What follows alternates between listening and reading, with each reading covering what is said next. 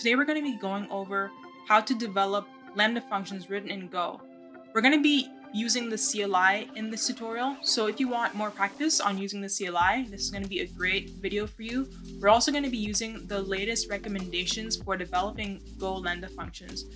Alright, so the first step is we're going to create a new go.mod file. The next step is to create a new main.go file. And this just creates a new main.go file that's empty, and we can now fill it with the code for our Lambda function. So first step, the imports. Next step, define our event structure. Next step, define our request handler.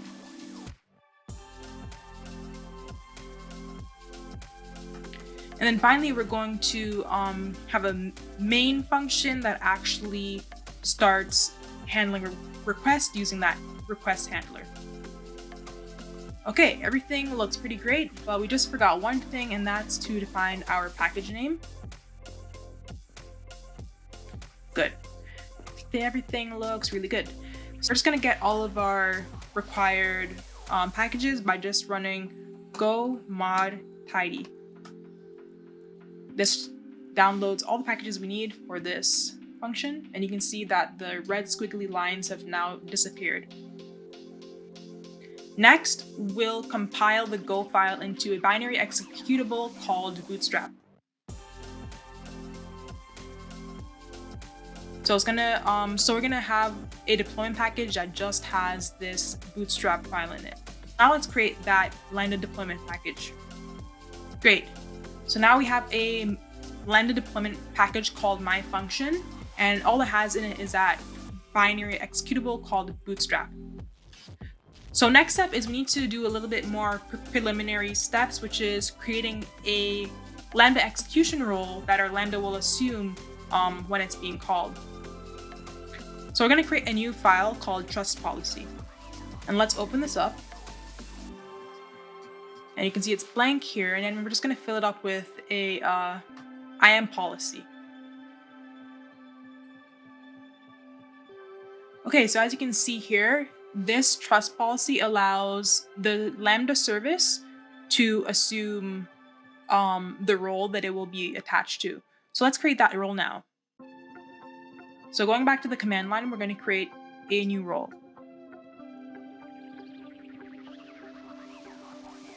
Great, and now the new role has been created. I'll press Q to exit this dialog. So one more thing we need to do is we need to attach the AWS Lambda BasicExecutionRole policy to this role. All right, so now our Lambda execution role is completely set up, and we can finally deploy the Lambda. So our function has finally been created. So now we're just going to go back to the AWS console to just make sure everything is working as expected. So we're here in the AWS console, and we're just going to go to the Lambda service by typing in Lambda in the search bar. So we can see our function is successfully created in the Lambda console. Let's click and see if it works as expected. We'll go to test. We'll create a new event to match our expected event structure.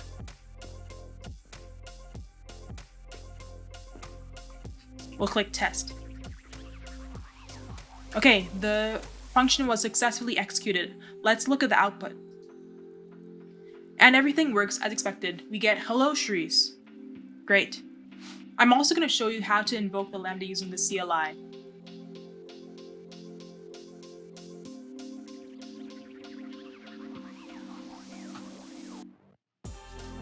Okay, great. So it returned the status of success, and it also will show us the output in the response.json file. So I'll press Q to exit this.